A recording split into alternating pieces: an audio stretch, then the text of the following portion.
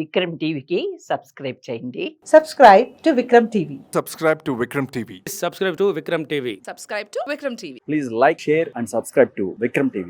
సరే ఓకే, ఒక స్పష్టమైనటువంటి ఒక అంశం చెప్పండి. ఏడాది కాలంగా ముఖ్యమంత్రి రేవంత్ రెడ్డి గారు తీసుకున్న ఒక మంచి విషయం, స్పష్టమైన అంశం, ఆయన విజయం సాధించిన ఒక అంశం చెప్పండి.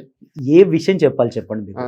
మీరు ఒకటి చూసుకున్నాం, గ్రూప్ 1 ఎవరు చేసిరండి, గ్రూప్ 1 ఎవరు చేశారు, గ్రూప్ 3 ఎవరు చేశారు, గ్రూప్ 4 ఎవరు చేశారు, డిఎస్సి ఎవరు ఇచ్చారు, ఇరిగేషన్ లో జాబ్స్ ఎవరు పెట్టించారు, మీకు తెలుస్తలేదా? చెప్పండి. చెప్పాం కదా ఇప్పుడు. ఉద్యోగాలు, ఇంకా ఉద్యోగాలు, ఇప్పుడు రైతు భరోసా, రైతులకు బోనస్ గా ప్రతి ఒక్కటండి, స్కిల్ యూనివర్సిటీ వస్తున్నాయి, ప్రతి ఒక్క డెవలప్మెంట్ వస్తుంటుంది, రిజల్ట్ రింగ్ రోడ్ ఇస్తున్నాడు, ప్రతి ఒక్కటి. ఏం చెప్పాలని చెప్పండి మీరు, ఏం చేయలేదో మీరు చెప్పండి ఒక మాట మాకు. సరే, మీ ప్రభుత్వం నిర్ణయాల గురించి, పాలసీల గురించి తర్వాత మాట్లాడుకుందాం. మీ పార్టీ గురించి మాట్లాడతాం. చెప్పండి. మీ పిసిసి అధ్యక్షుడు మహేష్ కుమార్ గౌడ్ గారు ఒక రిమోట్ కంట్రోల్లో పనిచేస్తున్నాడు. ఆ రిమోటే సీఎం రేవంత్ రెడ్డి అంటే ఏమంటారు మీరు? కాదు అంట.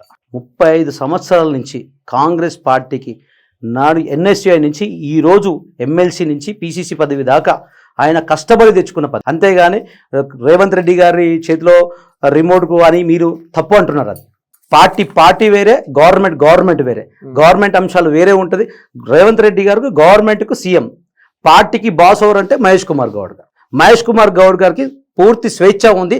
పార్టీలో ఎలాంటి డిసిషన్ తీసుకోవడానికి మహేష్ కుమార్ గౌడ్కి పూర్తి స్వేచ్ఛ ఉంది. మహేష్ కుమార్ గౌడ్ గారు పిసిసి అధ్యక్షుడిగా రేవంత్ రెడ్డి గారు తీసుకునే నిర్ణయాలకు జైగొట్టడం తప్పితే, ఆయన అధ్యక్షుడైన కాడి నుంచి ఒక్క నిర్ణయం చెప్పండి, ఆయన సొంతంగా తీసుకున్న నిర్ణయం.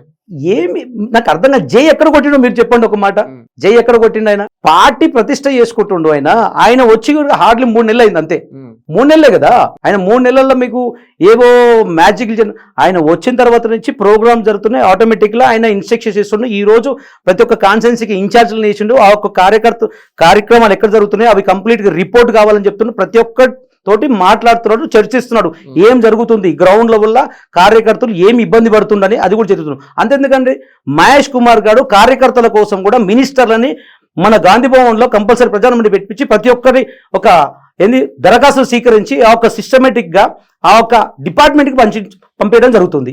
ప్రభుత్వం తీసుకుంటున్నటువంటి నిర్ణయాలపైన మీ పార్టీలో ఒక నివురుగప్పిన నిప్పులా ఒక అసంతృప్తి కొనసాగుతుంది, ఒక కోల్డ్ వార్ సాగుతుంది. అనేక మంది నేతలు, సీనియర్ నేతలు సైతం అసంతృప్తిగా ఉన్నారు, రగిలిపోతున్నారు అనేటువంటి అభిప్రాయం కానీ కొంత చర్చ జరుగుతుంది. దీనిపై మీరేమంటారు? 5 ఏళ్ళు ఉన్నాయి. ఈ 5 ఏళ్ళు కరెక్ట్ ఉన్నాయా? ఒక్కొక్కరు ఒక్కొక్క ఒపీనియన్ ఉంటుంది. ఎవరైనా కానీ, ఇందాక కూడా మీకు చెప్పాను, మహేష్ కుమార్ గౌడ్ గారు పార్టీకి అధినేత తెలంగాణ రాష్ట్రంలో. ఆయన ఏ అయితే ఇన్స్ట్రక్షన్స్ ఇస్తో కంపల్సరీ ఫాలో కావాల్సిందే. అంతేగాని నా కడుపులో ఏమంటుంది, ఆయన కడుపులో అది ఏమంటుంది అని అంటే కాదు. అది పార్టీ ఇన్స్ట్రక్షన్స్ తోటి పనిచేయాల్సిందే కంపల్సరీ, అంతే. సరే, కాంగ్రెస్ పార్టీకి గత ఎన్నికల్లో మంచి మెజారిటీ ఇచ్చారు. అయినప్పటికీ కూడా మీరు బీఆర్ఎస్ పార్టీ నుంచి 10 మంది ఎమ్మెల్యేలను మీ పార్టీలో చేర్చుకున్నారు, అవునా కదా? గతంలో ఇదే ఫిరాయింపుల పైన మీరు కేసీఆర్ని తిట్టిరు, రాజ్యాంగ విరుద్ధం అన్నారు. ఇప్పుడు మీరు అదే పని చేస్తున్నారు. మీకు కేసీఆర్కి ఏంది మరి? మేము పార్టీలకు ఎవరిని రవాణా, మేము ఎవరిని ఆహ్వానించలే. కేసీఆరే కదా. ఇప్పుడు మేము గెలిచి 1 నెల రోజులు కూడా కాదు, 10 రోజులు కూడా ప్రమాణ స్వీకారం చేసిన 10 రోజులకే మీ పార్టీని కూల్ చేస్తాం, మేము తొక్కేస్తాం, మేము అది చేస్తాం, ఇది చేస్తానని ఎవరు అంటున్నారండి? ఎవరన్నారు? కేసీఆరే కదా. కేసీఆర్ బీఆర్ఎస్ ప్రభుత్వమే కదా అన్నది, బీఆర్ఎస్ పార్టీ కదా.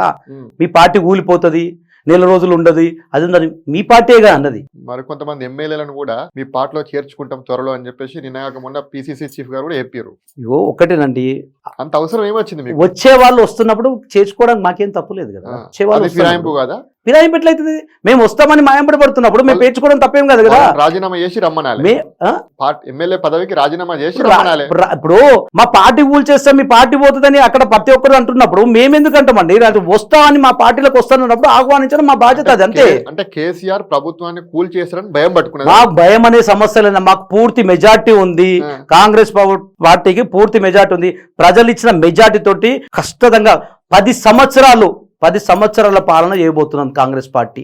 నెక్స్ట్ 9 సంవత్సరాలు కూడా కాంగ్రెస్ పార్టీ ప్రభుత్వంలో ఉంటుంది. నెక్స్ట్ 9 సంవత్సరాలు కూడా సీఎం రేవంత్ రెడ్డి ఉంటుండొచ్చు. అది అధిష్టానం, నాకు సంబంధం లేదా, అది అధిష్టానం డిసైడ్ చేసుకుంటుంది. మీ పార్టీకి సంబంధించిన ఎమ్మెల్సీ నెక్స్ట్ కాబోయేది బీసీ సీఎంఏ అని చెప్పేసి అన్నాడు తీర్మార్మల లాంటి నాయకులు.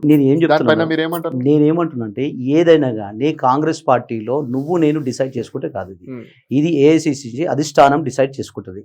అధిష్టానం వాళ్ళు ఏ నిర్ణయం పాటిస్తే ఆ నిర్ణయం మేము పాటిస్తాం, అంతే. అంతేగాని నేను అనుకునేది జరగదు, నువ్వు అనుకునేది జరగదు. కంపల్సరీ అధిష్టానం యొక్క ఆదేశాలే మేము పాటిస్తాం.